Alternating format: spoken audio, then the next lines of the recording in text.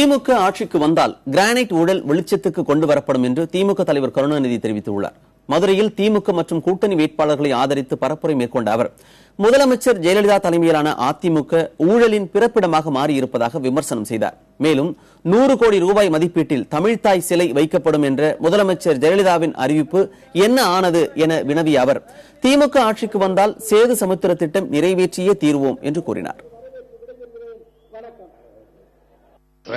ஊழலை எவ்வளவு தந்திரமாக ஜெயலலிதா ஆட்சியிலே நடத்தினார்கள் என்பதை நீங்கள் எல்லாம் அறிவீர்கள்.